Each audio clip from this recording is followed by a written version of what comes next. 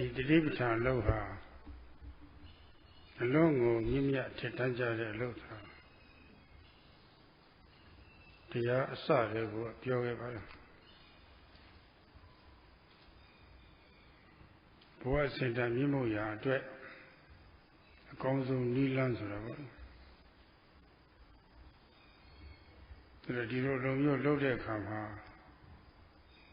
You did the city Sasa Miamia Lua, Mr. Leve, a king Momias for Tetunga. Having a kuna Yahava Chalet, a Mamma Pow.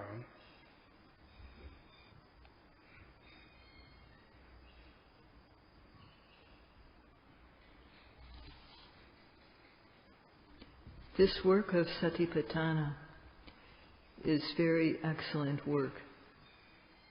And Sayadaw said at the beginning of the retreat that this is the best method for elevating one's life. And he said repeatedly, too, that one has to work continuously without taking breaks, without taking time off during one's day from observation. And at 9 this morning, he saw a monk walking by without any mindfulness. And the monk also was not restraining his eyes. That means he was looking around. And so in that type of practice, if someone practices in this way, they can't possibly gain anything from the practice. And when others see it, someone behaving like that too, when they're a yogi, it doesn't look good. And others are likely to think very little of one who behaves like that when they're on retreat. So if we're doing something that is for our own benefit, that can benefit our life in such a great way, then won't we do that thing carefully and respectfully? So don't take this lightly. If we take this lightly, it's not worth it. So if one is going to behave in that type of manner, as Sayadaw saw this morning, then the practice doesn't bring benefit, and it's better not to do the practice at all. It would, in fact, the best thing would be if one is going to behave like that, the best thing would be to leave. So now 18 days are over, more than 2 weeks of the retreat. And yogis who have been practicing respectfully, for them their knowledge has gained momentum. Their practice has momentum. And for some yogis, nothing special has happened yet. And for some, it's just like that. This is something that needs to be done respectfully, with meticulous care. And if one is not able to undertake the practice in that way, then it's best to stop. So this is a place for working precisely. This is not a center where the teachers give in to the wishes of the yogis.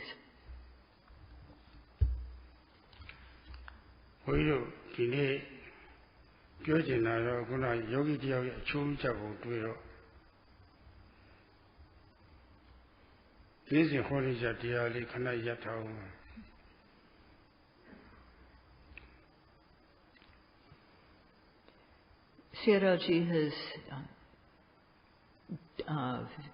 turned away from the intended topic for tonight because he saw how one yogi behaved in a manner that was not appropriate for a yogi, and thus he's talking about this. So there's a word in Pali, Appamada, 4 syllables, and what this means is to always have sati, to not to dwell without sati. And the opposite of this is pamada, which means losing one's sati. not having any sati, being careless. This is not, there's no place for, there's no arena in which carelessness is good. It's never good to be careless. And so Appamada, this, which means not dwelling without sati, that means one always has to establish sati. This is very important. So it means to be, not to be negligent, not to be careless, to be diligent, vigilant. So this work, in this work of practice, there's no place for missing. Every second we have to try to establish observation. And if at the start we keep on working at it, when our sati gains momentum, then it's like driving a car on a really good road with no obstacles. It's very easy, and we can go along at good speed without worrying about hitting anything. But for most yogis, they haven't established this yet because negligence, carelessness is too strong. To understand what Appamada means, we examine what Pamada means. So in the work of being, making ourselves truly human, with a human heart, human mentality, and better than average human knowledge, in this work it is very important not to let Pamada or carelessness, negligence occur. And it has two meanings. One is neglecting to avoid things that should be avoided, and two sides to it. And the other side is neglecting or forgetting to do things that should be done.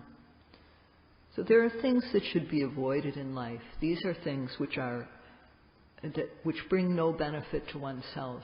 In fact, they harm oneself, and they also bring harm to others and our environment. Those are things which should be avoided. And when we neglect or forget to avoid these things, that is negligence, that is pamada. And there are things that we should do, things that are good for ourselves, that help to create peace for ourselves, for the environment. Forgetting to do these things is also pamada, or negligence. So it has these two parts. Neglecting or being careless regarding avoiding doing what shouldn't be done, and neglecting to do, forgetting to do the things which should be done. Every person relies on food to survive, but not everything is good to eat. Some things we may be allergic to, and we shouldn't eat those. And some things are not good for anybody to eat. So we have to avoid what is not good for us as an individual, and we should also avoid those things which are not good in general. And of the things that are suitable and good for us to eat, we can't go to extremes with those. We have to eat in moderation. So when we forget to avoid eating foods that don't agree with us or that aren't good at all for us, then we bring upon ourselves a bad result. And we can't forget also to eat good food, eat what is suitable in an appropriate way. So if we forget to eat the good, healthy food, then we don't get the benefit that it will bring. So each in its own place, we have to neglect. If we neglect avoiding the foods that are bad for us, we get bad results. And if we neglect to eat the things that are good for us, then we don't get the benefit that these things bring. So every human being should understand about these two types of pamada, regardless of their religion or regardless of whether they have no religion at all.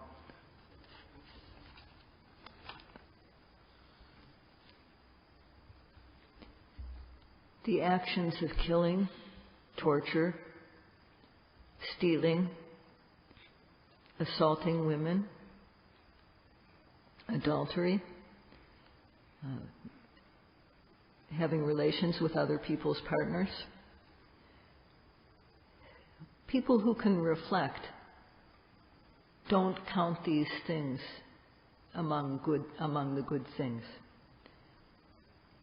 All these are physical misdeeds, and humans should avoid these. With regard to speech, one should say what is true, not what is false. One should speak in a kind and sweet way, not harshly. One should speak so that people become united, not so that they become enemies. One should say what is beneficial and not what is useless. So things like lying, harsh speech, divisive speech, dividing people who are unified, wasting one's time in saying things that aren't true. All these things are misdeeds regarding speech, and these should be avoided. The opposite of these things should be undertaken. And regarding the mind, wanting to harm others, wanting to put them down, these are attitudes that should not be cultivated. One should want to help others. One shouldn't cultivate this desire to take what belongs to others. With the understanding that actions which are good bring good results, ones which are bad bring bad results, then one chooses that path and makes one's life straight, not otherwise. Sometimes people think, oh, we die, that's it. It doesn't matter what we do. This is a mistaken idea. So all these are mental types of misdeeds. All the above are deeds that we should avoid. And in Pali, these are called ducharitas, things that are not good to do. No wise person will think these types of behaviors good. So avoiding these, the opposite of these, is sucharita, things that are well done. And every human has a responsibility not to neglect, not to forget, to avoid the bad deeds, speech, mental activity, and to undertake, not to forget to undertake, not to neglect undertaking the things which are good. Just like we should take care with the food we eat every day, taking care to avoid the things that are bad for us, taking care to make sure that we eat enough of the things that we need. Every person should have this knowledge regarding their action, speech, and mentality. As Sayadaw said just now, understanding the things which should be avoided, one should then do that practically, avoid these things in practice. And understanding what things are good to do, then one should work to bring those about. So this negligence is neglecting to avoid what should be avoided. That is one form of pamada. If we neglect or forget, if we're careless about avoiding the things which a true human being should avoid, then that constitutes pamada. What should we do? We should avoid killing. We should avoid stealing, avoid adultery. How do we avoid these? We use our sati. We avoid these with sati. So when one neglects to take care in this way, that too is pamada. So if one has the habit of avoiding every second of the time, this is how one should behave. One should develop the habit of avoiding misdeeds, and always, in practice, always be avoiding them.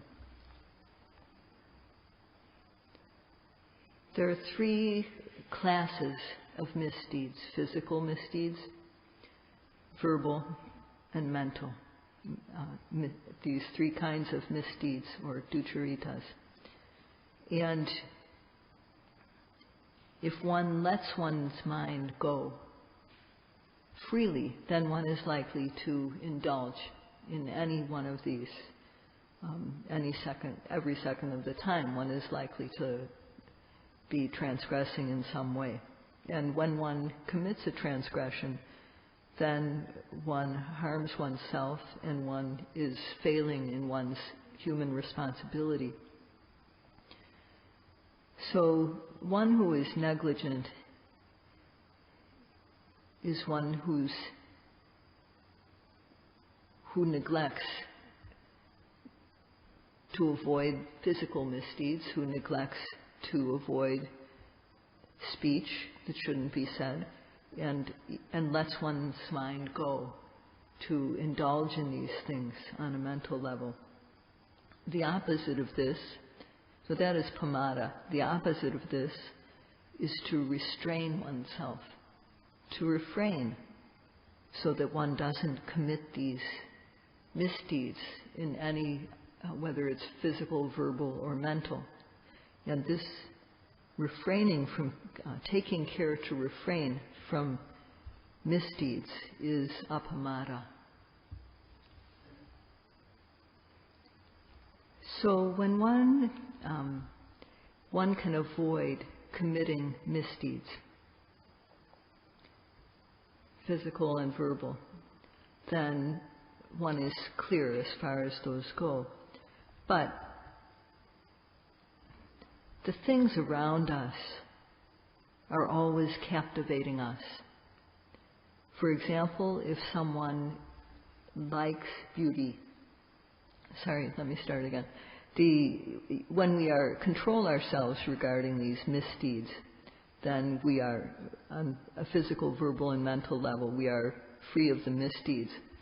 But there's still the potential, whenever we encounter something we like, for us to be captivated by that.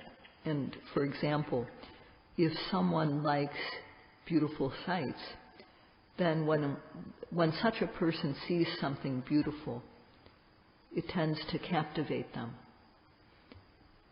For someone who likes sounds, pleasant sounds, beautiful sounds tend to captivate them. For someone who likes smells or fragrances, those things captivate one. Tastes, for people who like tasty things, those things captivate us. And then sense of touch.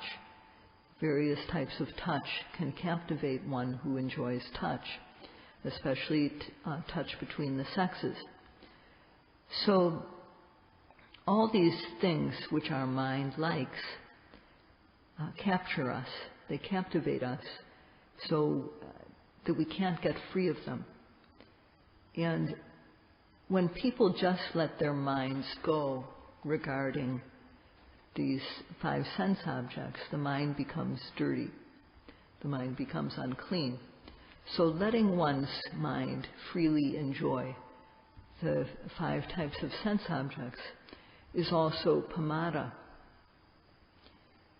So if we control ourselves physically and verbally, so that we're at least we are content with our own spouse or with things that are legally ours, and not touching what doesn't belong to us. That is good.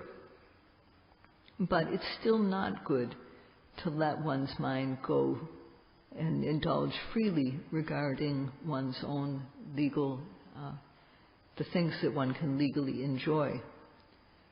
So it's good to spend time trying to develop mental restraint so that one can be truly human.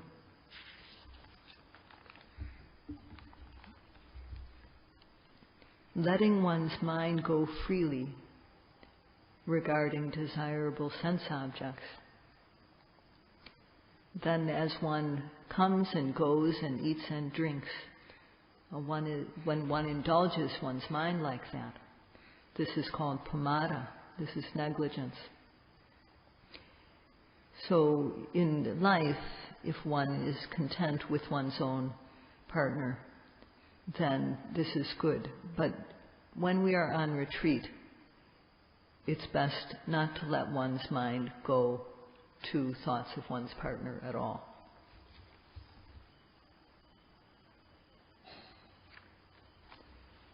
In meditation practice, what we are trying to do is to create the wholesome mind, the mind that is completely free of the defilements of greed, hatred, and delusion, lobha, dosa, and moha.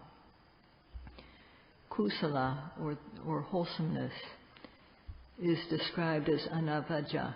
It's free of fault. What is free of fault is blameless, and it brings benefit. It brings good, pleasant results. So,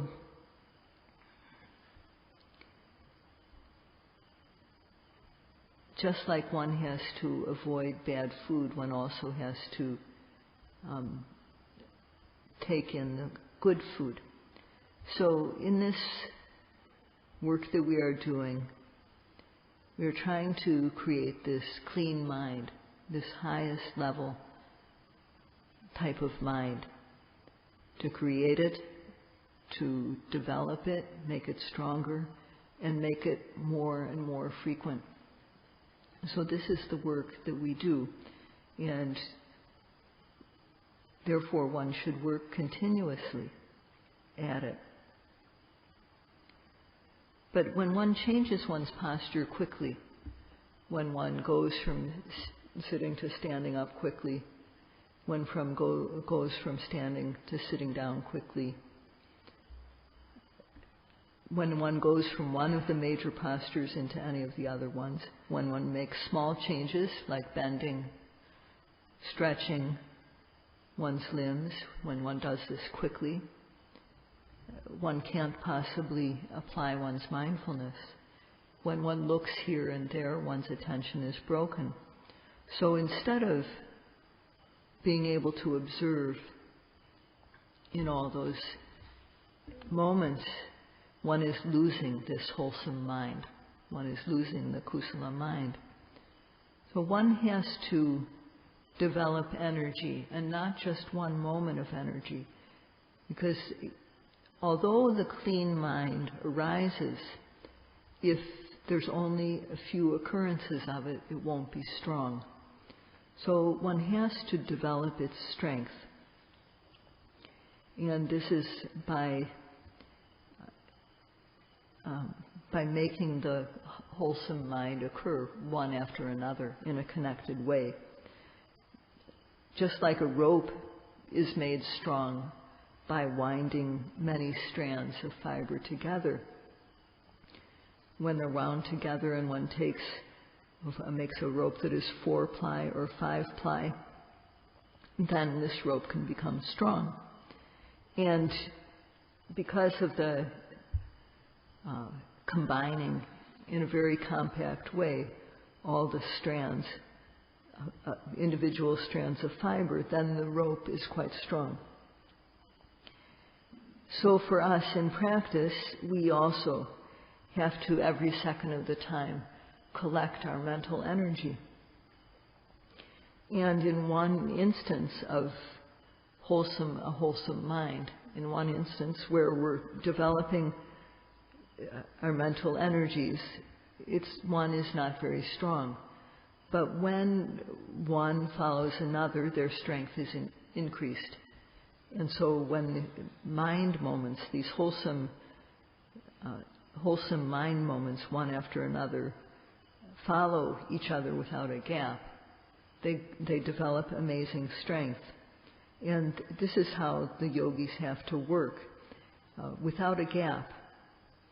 And this is called satajjakirya. So one has to work respectfully, not moving quickly, not changing posture quickly. This is sakacakirya.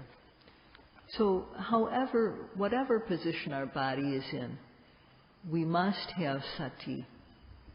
So when Sayadaw sees the yogis go to the dining hall, he sees some people looking down and some people look to the side. And so this is, in those moments, one's mindfulness is not sunken into the body. One has to, one should never let the mind become separated from one's body. One has to always have one's attention focused.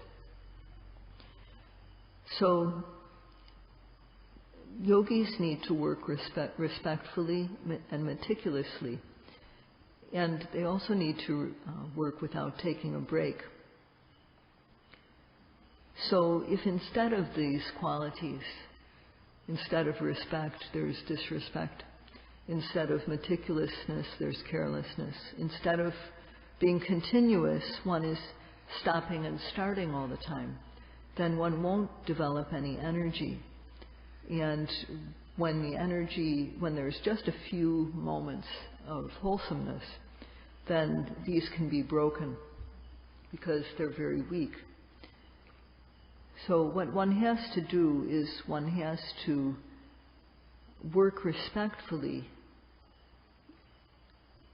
meticulously and without a break to develop wholesome dhammas, to create them, enlarge them and make them more and more frequent. And if one works in this way, in 1 week, one will see it.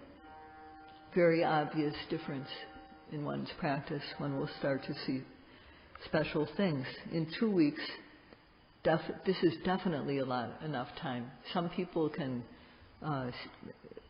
see dramatic differences in their practice in 1 week. For some people, it takes 2 weeks. But for three weeks, in 3 weeks, this should be plenty of time for people to see quite remarkable mental strength develop in their practice. So if one does not have anything to be happy about in one's practice after 3 weeks, that means that the yogi is not working respectfully, not working meticulously, not working without taking breaks. So to remind the yogis, this is a task, the task of making the mind clean and pure. It's very valuable work. So please take care in performing this task.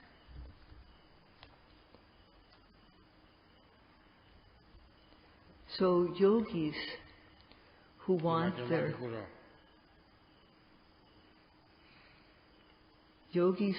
their life to be high level, from the moment they wake up until the very moment they fall asleep, they should observe standing, while standing, walking, lying down, sitting, whether bending, stretching, lifting, moving, placing, blinking, opening and closing the eyes. Every arising object that appears, one should be observing with the idea that one will not miss. One should have this in mind. One should work diligently so as not to miss anything. And if one doesn't work like this, then this is pamada, this is negligence. And one misses the object, and then unwholesomeness, akusala, comes in. So if one is not careless, but one applies oneself to trying to observe every single arising object as long as one is awake, then this is appamada, this is diligence. And this is not letting the mind go. So the Buddha distinguished between these two things, negligence and diligence, pamada and appamada.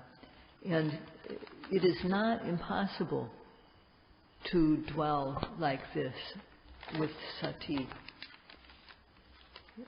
And the Buddha didn't teach anything that was impossible.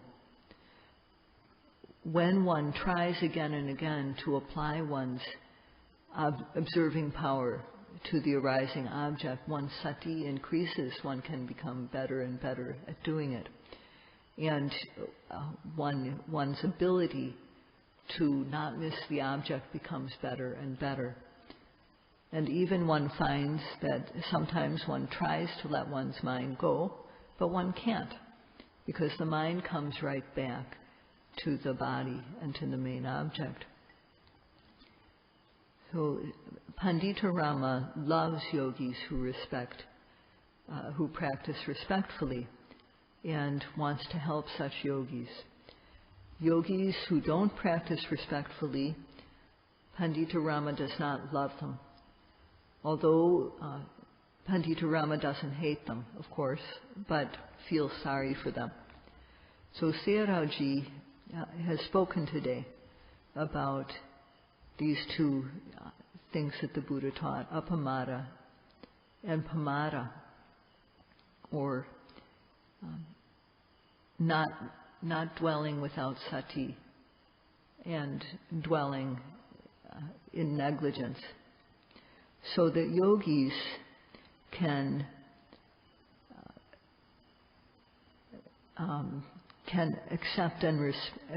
accept respectfully and apply this practice according to what the Buddha taught, this method for becoming a true human being, for developing a human heart and mind, for developing better than average human knowledge. So this is why Sayadaw has talked about this today, and he urges everybody to understand clearly about what it means to be dwelling with sati, to have appamada, and what is pamada, and to practice diligently. That's all for today.